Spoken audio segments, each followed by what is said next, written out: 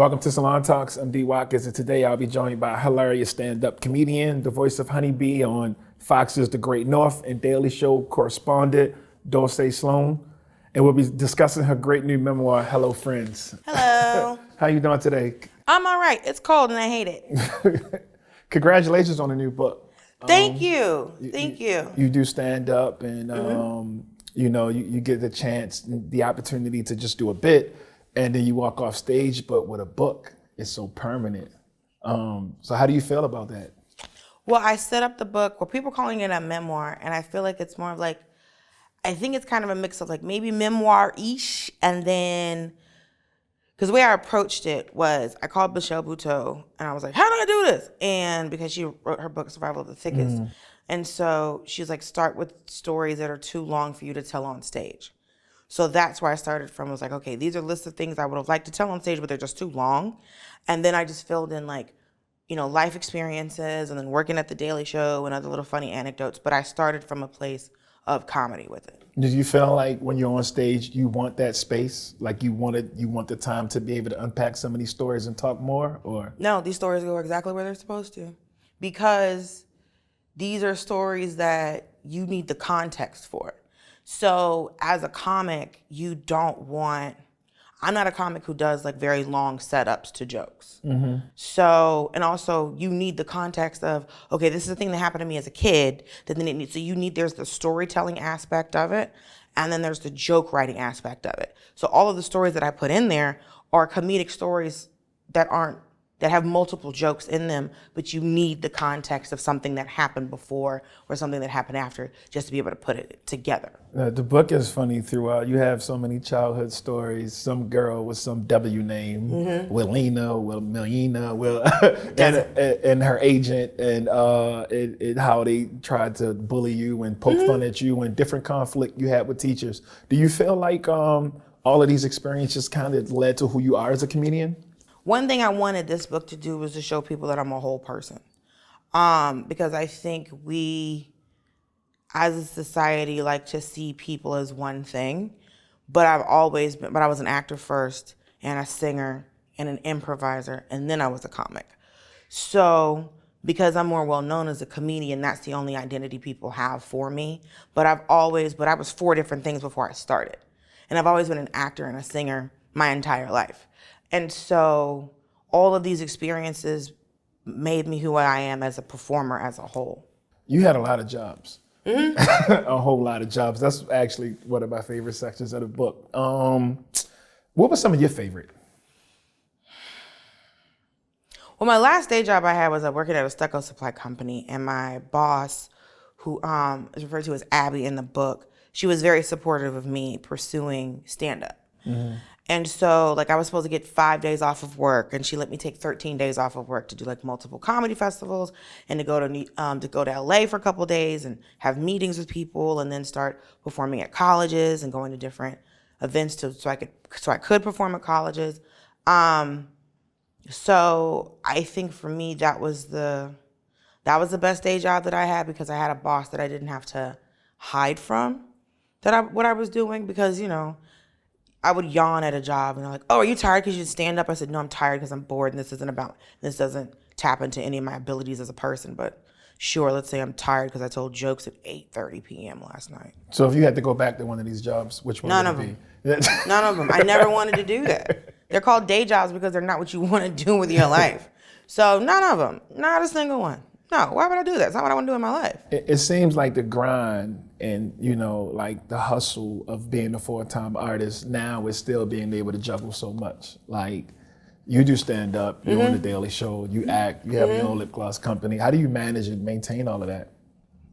I think it's the same way that I did it before. It's, as in the way that it's multiple jobs, it's still one job. As in, all of these are different aspects of doing one job. My job is being a performer, and then Daily Show, and then Great North, and then when it comes to Giggle Gloss, the lip gloss company, that is, okay, this is supporting me being on the road, and this is merch to sell on the road. We also sell online, and we're going to start partnering with other comics for them to be able to sell it online. So for me, I see it as, it's multiple jobs, but it's all underneath the umbrella of, Estrella Productions, which is my company, because I'm a company. So all of these jobs together still equate to a life as a performer. Speaking of jobs, the Daily Show wasn't initially like a dream situation for you. No, my dream is to be a Cleon on Star Trek. Yeah, but like the forehead seems heavy. I mean, sir, if that's going to stop you from living a dream, you don't want to dream. I have a heavy forehead, but my forehead is way more heavier than yours. So I'm telling you. I don't know what you mean by heavy. Well, you see the width and like the I think space. it's just, I don't know if it's weight. I think it's just space. I might be the closest thing to a human Cleon you may ever meet. No, friend, that's Michael Dorn. Don't do that. You don't have the space for the makeup. Come on, friend, don't do that. You got the forehead, though. Know that. That's what I'm worried about. I don't have enough forehead. That's why I wasn't allowed to have bangs as a kid. So you're such a natural though. Like some of your characters on the Daily Show, like Black Karen, just all of these different skits that you put together are just they're genius. They're hilarious. So has that kind of like sketch and political satire grown on you since you started, or? I see it as our characters on the show are heightened versions of ourselves. Okay. And so I see, even though I'm going by my name, it was like when Black Karen are playing different characters like that, it's still that heightened version of myself, because when you see us at the desk being ourselves, that's still a heightened version of me. I'm not always coming out and yelling at America, which is, I think, my character on the show. It's, hey, we need somebody to come yell at America, and it's just like, hello, and then I'm at the desk. America needs a Black Karen. We need that, like in real life. We need that. There's plenty of Black Karens. You just don't. We're not photographed No. the same. I mean, you're Black Karen. I don't mean like a Black Karen that's like just calling the police on people for no reason. Okay. I mean Black Karen who's like out in these streets stopping people from eating wet chicken. Why? She has something else. Why put her through that? Look, Why is Batman? I mean, he's stopping actual crime. Just stopping people from eating wet chicken. Listen, salmonella will stop a lot of things. Black women have better things to do. We can't keep helping y'all. We've tried for so long. Y'all don't want to listen. There's multiple cookbooks. There's a whole food network that y'all choose to ignore. Sonny Anderson is doing real work, and y'all don't want to listen. Do you feel like as a Black woman, sometimes society just tries to put like unnecessary pressures on you just in general? Yes. Like questions you shouldn't have to answer? Yes, and the thing is, it's not just white society that does that. It's Black society. It's society. It's the world. It's America as a whole. And so the thing that I've always found interesting is that people always call Black women angry, but no one asks us why we're mad. So if we're so upset about us being angry Black women, why are we mad? We're not walking around just being upset for no reason. Something happened. So ask us what happened. But nobody cares about that. Because you would rather just put us in this box of we're hard to deal with, as opposed to we're constantly in pain or bombarded with so much, so it's a defense mechanism. Because what you don't do is constantly try somebody who is angry. Mm-hmm. So when you go down of all the things you can do to defend yourself, you get to anger, and if that's the one that works, that's the one you go with. So it's 2024. Like, how do we get past that? Like, why are people still doing that, or why is this still a conversation? Why does a year matter? Because I mean, we should be evolved enough as a society. How can we be evolved enough? Because I feel like we should want better for us. But we do this every year. So I've been asked this question. It's 2023, it's 2022, it's 2021, right. It's 2020. I've been asked this question since I started doing comedy full time. So it's not on us.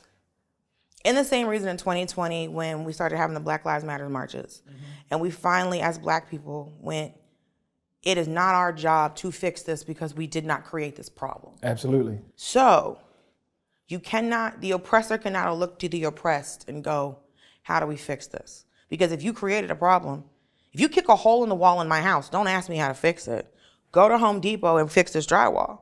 I shouldn't be required to fix this. So since I did not create a society that puts all of these pressures and issues onto Black women, don't ask me how to fix it because I didn't do the thing. So you can't look at me as someone who's oppressing me and be asking me, okay, but how do we make you better? We've already answered the question. You can only march so much. You can only tell people we need these things. If someone says no, you can't keep asking us. So so the only way for this to get fixed is the people it's misogyny, misogynoir, all of those things that are people who are hurting black women, hurting black trans women, all of the women. Y'all can't keep asking us, how do we fix this? We're not passing legislation to take our rights away. Men are. So men have to look at men. The only reason that the Civil Rights Act got passed was because white men looked at white men and said, we have to fix this. There weren't enough black people in Congress, not enough black people in Congress in today to fix stuff. So you can't keep asking the group that's being oppressed how to fix the thing when the people in power don't want to fix the thing. Stop asking us. We can't fix it. We literally do not have the power or the ability to fix it. So that's one of the things that I really, really like about your book so much, because you're not jumping out there and trying to do like a step-by-step explanation of why the world is the way it is or why society is the way it is. You're just telling stories and people get to understand and learn, but they get bits and slices of your life. So you don't have to sit here or you don't have to tell a person that why you feel a certain way or why you think a certain way or why you move a certain way, because they get to share in your experience. And I would like to think that storytelling and being honest and having these conversations will push some of these conversations forward. But like we just said, they don't. We've been having the same conversation since the Civil Rights Movement. I don't understand. What do we think the question is? Because what we don't want to acknowledge is that America, first and foremost, is about money. America does not care about your rights. America does not care about your freedom. America cares about money. The reason that the Civil Rights Act was passed is because of the Montgomery bus boycott that lasted 18 months and almost bankrupted the city of Montgomery. Mm-hmm. These white people did not all of a sudden want to give us rights. It was because the city almost went bankrupt. That's why. The day we start remembering that America cares about money first and foremost, and not about your feelings or your freedom or your rights, things will actually get done. I do not understand how people who live there, who have lived here their entire lives, do not understand that America is about money. That is it. America was started as a business. Corporations started America. Colonization, all of the Western Hemisphere was about money. That's it. Why do we keep forgetting what the basis and soul of this country is? It's about money. Oh, why are so many people scared to say it? Because they act like they care about a bunch of things that they don't actually care about. The Constitution was written for white men who owned property. It wasn't even written for regular white men. The Constitution of the United States and the Bill of Rights and all of this independence was for white men who had money. It's never been about everybody from day one. And so all of these additional bills that we've had to add and all of these amendments we've had to make to the Constitution was to fix the original document. So you had to put in the right to vote for black people, but it only applied to black men. Then you had to put in the right for women to vote, but it still only applied to white women. So we still had to have a whole act to make sure that black women got to vote. But black men didn't want black women to vote, and white women didn't want black women to vote. So we literally couldn't vote till the 60s. But we watched all these other people get rights before us while we were taking care of everybody. So again, we're going, well, what's the issue? What do you mean? So before anybody can go, well, how do we, and people are hurting, America's never cared about that. It's about money, and that's it. So we're like big fans of The Daily Show. We're big fans when Trevor Noah was there. We had Roy Wood Jr. on, big fans of Roy and big fans of you. Thank you. Roy said that the show became mentally stressful being a correspondent. Do you share that? Are you trying to get me fired? No, I'm not. Next trying question. To get you. No, you're not gonna get me. I'm not trying to get you. Oh no, you're not finna Geraldo me, sir. This ain't no Sally Jesse Raphael. Nah, this ain't Donahue. Next question. You ain't gonna get me. No, we definitely not. It's a hard job. We definitely not trying. It's a hard job, and you know it's a hard job. No, we love watching you, and we I imagine that so much goes into the skits, and then you actually executing those skits. It's a difficult job. He wasn't wrong. It's mentally exhausting. That's right. So you're from the South. Mm-hmm. Do you still live in New York, or are you in LA now? I'm in LA. I go back and forth. Okay, so New York definitely wasn't your dream it's a place trash to live. It should be burned down. You were really, really honest about that. Mm-hmm. What's the biggest misconceptions about the South? That we're stupid, and that Southern Black people are more docile than Northern Black people. That we are somehow lesser. That we're more racist. Like there's so many things, but the thing I think is the most interesting is the idea that the South is more racist. That was the one thing that was the wildest to me, that people really think that the South is more racist than other places in America. New York was one of the racist places I've ever lived in my life. What do you feel like is the best place to live in America as a black person? Not America. I mean, as a black person? In America as a black person. Atlanta. Atlanta? Atlanta's pretty lit for a bit. I mean, it's wild right now. But I can say that I grew up, not only did I grow up seeing successful black people and black people with money and black professionals and generational black wealth, white people saw black professionals and generational black wealth. So I'll tell you this, if I'm flying first class, the only time I don't get a dirty look from people on the plane is if I'm flying into or out of Atlanta. That's it. Because the white people in Atlanta are accustomed to seeing black people do well. And they're near those black people. So like W. Kamau Bell said something to me that really like affected how I see stuff. And it's just America, racism in America as a whole. He was saying, Southern white people don't care how close black people get as long as they don't get too high.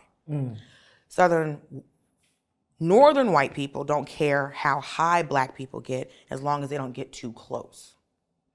Right? Yeah. So when I moved here and when I moved to LA, I grew up in the South. So wherever I go, whatever Southern state I went to, there were black people around everywhere. People don't ever acknowledge how segregated New York is. Oh, it's a melting pot. No, it's not. It's a salad bowl. I'm from Baltimore. It's pretty segregated there too. I think but you might give Chicago a run for their money. No. Every city's segregated. First of all, we have to stop. Every city's segregated, first and foremost. But I'm just trying to win the segregation Olympics. No, and no one wins that game. Every city's segregated, right? Absolutely. But we don't ever want to acknowledge that this is supposed to be a bastion of, liberal ideas. Mm-hmm. Liberal white people still don't want black people in their neighborhood. And I've lived here and I've been to one of the most liberal places in the country, supposed to be Portland. Portland's racist as hell. So it's this idea that the South is so racist and then black people just decided to stay. Because we had the Great Migration. So many people left. But I remember as a kid, people's kids coming back down to see their grandma or their auntie, because not everybody left. So, and then having them come down and be like, oh, there's black people everywhere. Because they had their specific neighborhoods here, but they didn't leave their neighborhoods. That was the craziest thing when I got here, and I was like, okay, so these people are in Washington Heights. I lived in Astoria, which was a Greek neighborhood, and I was like, Greeks? Y'all this deep cutting the white folks that y'all putting Greeks in one place? Are you kidding me? I didn't even know you still had them. So that was the crazy, like in Chicago, they got Ukrainian, Polish, Russian neighborhoods. I was like, what are we talking about? But everybody wants to blame the South for all of these things.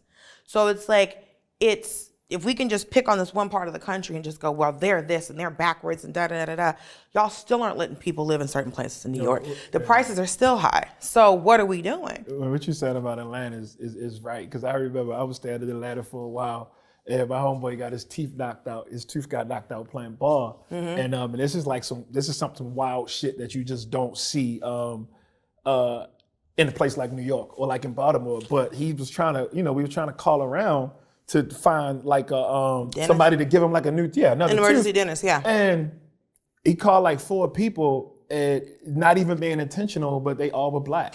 Yeah. And you don't see that. So yeah, Atlanta definitely has the monopoly on that. And that's what I learned when I would meet people, black people from up north, so Philly and Jersey and Chicago, and just black people that were not in this. They were like, well, I didn't see a lot of black doctors or black lawyers. And I was like, we have black lawyers on buses. We had black sheriffs. We had corrupt black sheriffs. You know how long you have to have a black sheriff before they can be corrupt? Corrupt black sheriff. You know how long you have to have black politicians before they can be corrupt?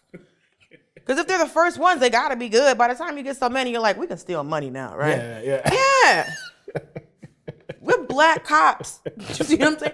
I was never afraid of, I'm afraid of the police, but black police officers, you know how many police officers I've yelled at because they are black? You gotta be like 8th generation black sheriff before you could be the first corrupt one. You got 4, you're fine. But it's just like we always had black mayors. I always saw black excellence. There's 4 HBCUs in Atlanta.